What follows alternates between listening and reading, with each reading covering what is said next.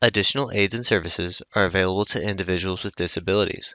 To make such a request, please contact us by email, by clicking the Help tab in the PD portal, or at pdportal@tamu.edu, by phone, including Relay Texas at 1-800-441-7323, or in writing to Train PD, PD Portal Support, 4477 TAMU, College Station, Texas 77843.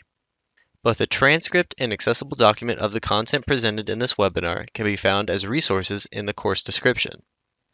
Click on the blue links under Course Resources in the description. When a link is clicked, a new browser window will open.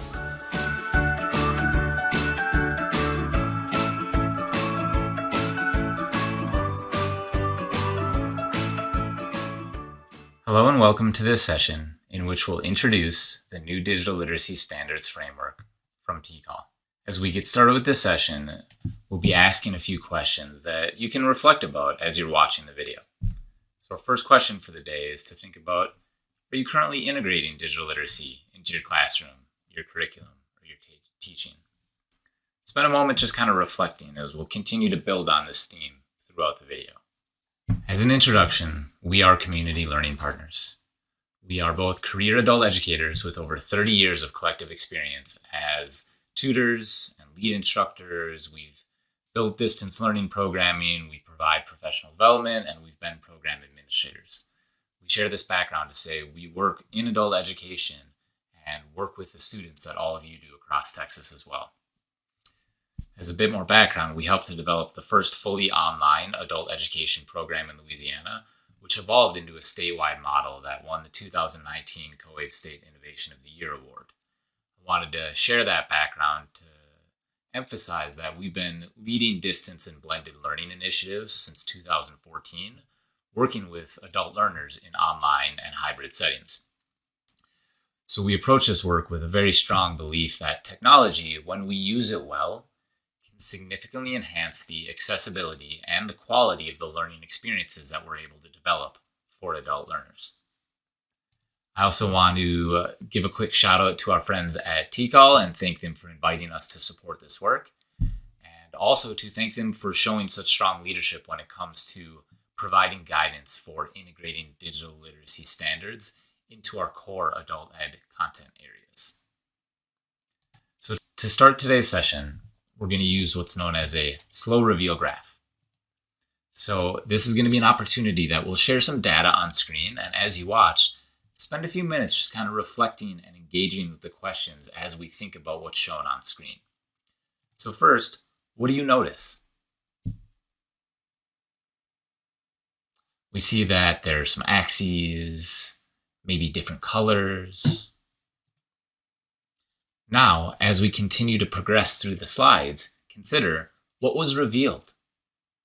Can you see what's shown in small print, which says % of US adults? So, what do you wonder? What do we think this graph is about? Now we're given more information.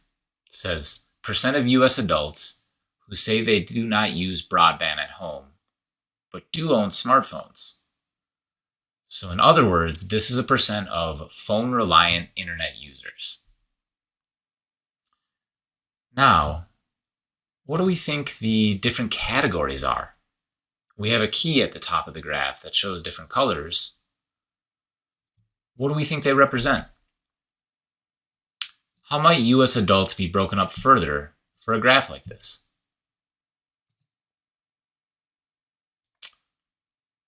Now, more was revealed, but we still don't have categories. But maybe now we have better guesses? So, who might the different lines represent?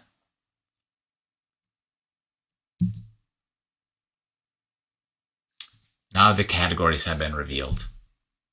Were you right? What does this information tell us? This is showing smartphone dependency by education levels. Now, notice that some of the data on this graph is missing. What's going on with the missing parts of the high school grad and less than high school graduate categories after 2019. What we learned is the 2021 sample lumps high school grads and less than high school grads together because of a small sample size that year. So what do we think the real data might look like if those categories were separate in 2021? So there's some great data here. And obviously, separating this data by education is really important to us. As adult educators, it's essential to think through both the content we're delivering and the format that it's provided in. If you want to dig deeper into this data, you can find the link in this slide deck on the TCAL website where you can aggregate and disaggregate by other factors like economic status, geographic area, so rural versus urban or suburban, and so forth. So if you enjoyed looking at this data, we encourage you to dig in a little further. So we're talking about digital literacy today, but it's definitely important, especially with adults, to meet people where they are. So as a question to consider, what do your students do well digitally? When we led these sessions for Teacher Tuesday and Manager Monday, some of the responses we got were students are fantastic with mobile devices. They tend to use social media well. They're good at texting. So as you think about your own students, what do they bring to the table in terms of digital skills? What are they good at right now when they walk into your classroom? And now, thinking about what your students already know, you're probably thinking ahead to things you'd like your students to learn or improve. So continue the reflection. What's your number one? If you could gift all of your students one digital skill they don't have, but only one, what would you choose? During Teacher Tuesday and Manager Monday, some of the responses we heard were remembering passwords, evaluating information sources to know what information online is credible. So as you think yourself, if you could give your students one skill, one digital skill, what would it be?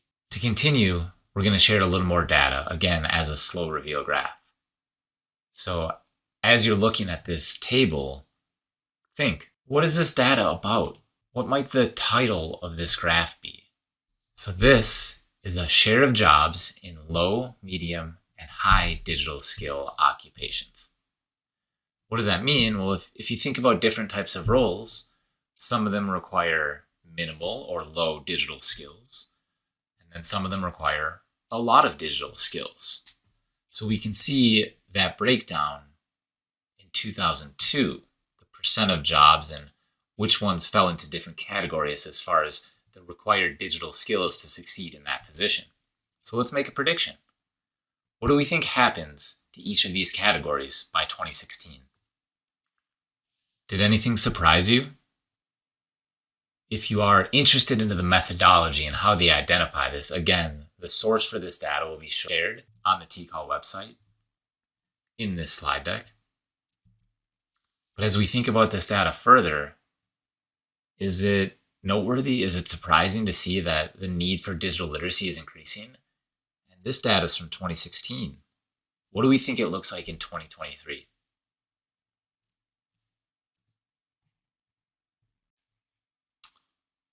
So what may be an obvious statement to every adult educator and student at this point, we know that digital skills are important. We know they are really important. I would even suggest it's maybe the most important skill we can provide our adult learners. So where, as adult educators, do we come in? Is this our responsibility to help our students develop essential digital skills? Thanks to TCAL, we've historically been provided standards frameworks that can be used to support the different adult ed content areas: history, ELA, math, ESL, family, and civics. But to this point, there's been no guide for digital literacy.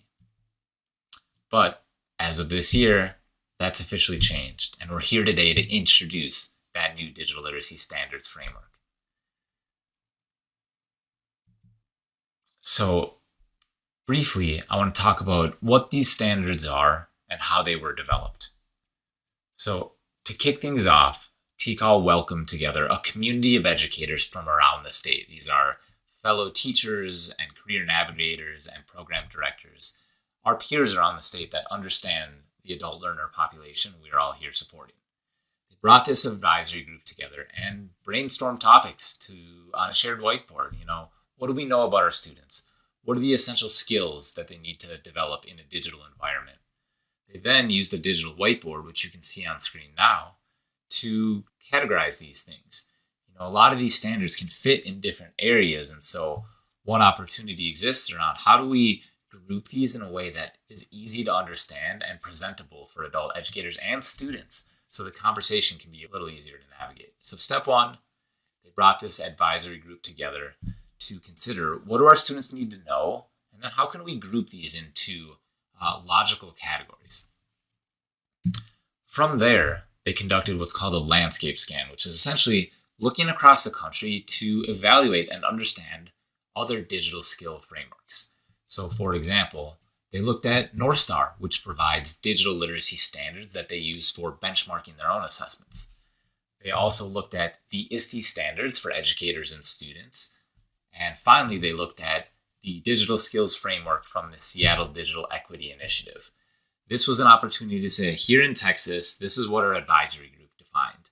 Now, how can we compare and contrast that to other standards to make sure we're not missing anything or there's opportunities to learn from the other standards that exist? So after they brainstormed and conducted the landscape scan, the group got organized and identified key digital skills to include in the TCAL framework. The goal, most importantly, was to use simple, consistent language. So for example, individuals demonstrate skills to create, format, access, and manage digital content. For example, I can use PowerPoint. I can use Google Docs. These are framed in a way that not only student or teachers can understand, but students as well. And that's one of the best opportunities with digital standards is it can help us organize our conversations because we have a common language that we can use to talk to other educators and talk with our students. So the overall large goal here is to use language that is easy to approach for both educators and students. And what you'll notice is that these standards have been written within frameworks that Texas educators already know. When I started teaching in 2008, I remember being handed new standards, and it's a bit overwhelming. I understand that new standards can be daunting because there's terminology and coding to learn. But ultimately, what you'll notice with this new digital literacy standards framework is that they are written to look, feel, and sound like the standards that you're already using, whether that's the math or the civics framework. So as you think about using these standards yourself or introducing these standards to your staff and students, know that they are written in the same way as the other content area standards. So we have the TCAL Math, we have TCAL Civics, and now we have the new digital literacy standards.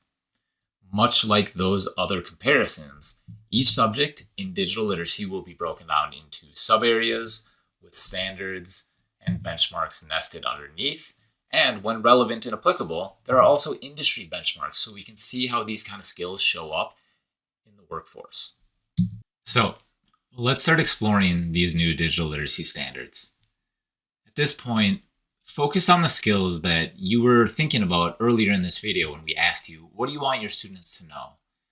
Remember, a few examples from the Teacher Tuesday session were remembering passwords and checking email and verifying information accuracy. As you think about your own skills, what are the things you want your students to develop in digital environments? Now, open up the digital literacy standards, and the link will be provided with this video, and see if you can find these skills that you wanted to focus on within the standards themselves. Take 5 minutes and go explore the new standards, taking some time to get familiar with the structure and then also looking for the skills that you're looking to develop with your students. As a question, now that you've spent some time looking at the standards, how are the formal written standards similar or different to your initial informal versions? So, for example, a lot of educators talked about the importance of checking email. And we can see within one of the digital literacy standards that says use email to communicate, which is to set up a new email account, create a password, identify basic interface functions like menus, subject line, be able to send and receive and reply to emails, attach documents. So as a teacher, we think, oh, I want my students to be able to use email. That's kind of an informal way of explaining that skill. The digital literacy standards now connect that into formal structures that allow us to communicate with each other and measure the learning that's happening in our classrooms. And remember, just like our other content areas, whether that's math or civics, these digital literacy standards are divided into sub-areas, standards, and benchmarks. So the sub-area is a further breakdown of the content area, which is digital skills in this case. The sub-area standards generally describe what learners should be able to do or should know within that specific content area. And then the benchmark is our measurement tool. It's a way to describe specific examples of skills that learners need to develop and to achieve to meet those more broadly stated standards. So as we look to the conclusion of this session, zoom back out and think at a high level. Here are the 6 sub-area titles from the new digital literacy standards. You've skimmed these at this point, hopefully, and have a basic idea of what each one refers to. So spend a minute thinking about this question.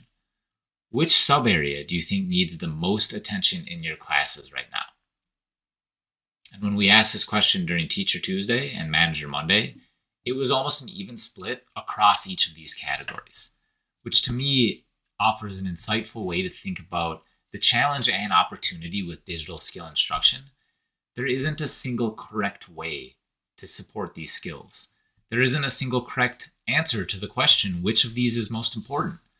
Some students may already have developed gateway skills. Other students may be thriving with life online, but need additional support with communication tools and applications. So it's a challenge because there's so much to cover and we have to prioritize things, but it's also an opportunity to learn from our peers around the state. There isn't a single one-size-fits-all way to teach digital literacy. And so that's an opportunity to learn from each other, to engage in communities of practice and talk to your fellow teachers in your program and in your region and around the state and say, hey, how are you supporting digital literacy instruction? What's going well in your classroom? What mistakes have you made and what have you learned from them, as we kind of reflect individually and as a group to develop and elevate the way we support digital literacy instruction in our classroom.